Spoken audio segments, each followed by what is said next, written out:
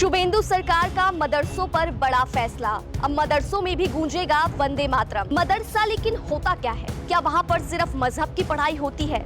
आइए बंगाल के मदरसों का सिस्टम हम इस वीडियो के जरिए समझेंगे और क्या है सरकार का नया आदेश, इसे भी समझते हैं। पश्चिम बंगाल में इन दिनों सिर्फ एक फैसले की खूब चर्चा हो रही है। शुभेंदु अधिकारी की मुख्यमंत्री बनने के बाद अब मदरसों को लेकर बड़ा फैसला लिया गया है। सरकार ने तय किया है कि अब राज्य के मदरसों में हर सुबह वंदे मातरम गाया जाएगा। बस यही खबर आते ही सोशल मीडिया पर बहस शुरू हो गई। किसी ने कहा ये बड़ा बदलाव है, तो किसी ने पूछा कि आखिर मदरसों में होता क्या है, क्योंकि सच तो ये है कि बहुत सारे लोग आज भी ये मानते हैं कि मदरसों में सिर्फ मजहबी पढ़ाई होती है।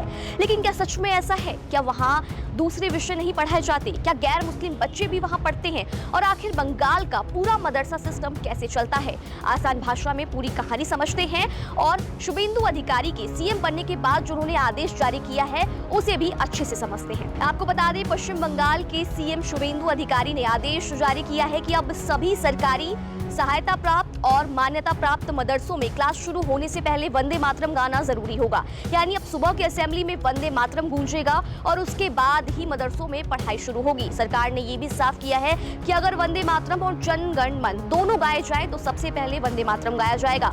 अब इस फैसले के बाद लोगों के मन में सबसे ज्यादा सवाल मदरसों को लेकर उठने लगे, क्योंकि बहुत से लोग मदरसे का नाम सुनते ही सोचते हैं कि वहां पर सिर्फ मजहबी शिक्षा दी जाती है। लेकिन पश्चिम बंगाल का सिस्टम थोड़ा सा अलग बताया जाता है। आपको बता दें, पश्चिम बंगाल में मदरसे West Bengal board of madrasa education के तहत चलते हैं। यानी जैसे बाकी स्कूलों के लिए एजुकेशन बोर्ड होता है, वैसे ही मदरसों के लिए अलग से बोर्ड बना हुआ है। ये बोर्ड पढ़ाई से लेकर परीक्षा, सिलेबस और सारे सिस्टम को संभालता है। अब सबसे जरूरी सवाल ये कि आखिर मदरसों में पढ़ाया क्या जाता है। आपको बता दें, बोर्ड के मुताबिक मदरसों में सिर्फ मजहबी पढ़ाई नहीं होती। कई मदरसों में गणित, विज्ञान, भाषा, सामाजिक विज्ञान तमाम विषय पढ़ाए जाते हैं, ठीक दूसरे स्कूलों की तरह। हाँ, और इसके साथ अरबी और इस्लामिक स्टडीज जैसे विषय भी शामिल रहते हैं। यानी सामान्य पढ़ाई के साथ साथ धार्मिक पढ़ाई दोनों चलती है। अब सवाल ये भी आता है कि क्या सिर्फ मुस्लिम बच्चे ही मदरसों में पढ़ते हैं? बोर्ड की वेबसाइट की माने तो ऐसा नहीं है। बताया गया है कि मदरसों में गैर मुस्लिम छात्र भी पढ़ते हैं। आंकड़ों की माने तो करीब 16 से 17% तक जो बच्चे हैं वो गैर मुस्लिम इन मदरसों में पढ़ाई कर रहे हैं। अगर संख्या की बात करें तो पश्चिम बंगाल में करीब 850 मदरसे बताए जाते हैं। इनमें सरकारी सहायता प्राप्त, मान्यता प्राप्त और कुछ निजी व समुदाय की मदद से चलने वाले मदरसे भी शामिल हैं। आपको बता दें, कई मदरसों में 10वीं और 12वीं तक की पढ़ाई होती है, जबकि कुछ जगहों पर वोकेशनल कोर्स भी चलाए जाते हैं। फिलहाल मदरसों में वंदे मातरम गाने के फैसले ने नई चर्चा शुरू कर दी है, लेकिन इस चर्चा के बीच बहुत से लोग पहली बार मदरसों के सिस्टम से वाकिफ हो रहे हैं और शायद यही वजह है कि ये मामला अब सिर्फ एक सरकारी आदेश नहीं बल्कि चर्चा का बड़ा विषय बन गया है।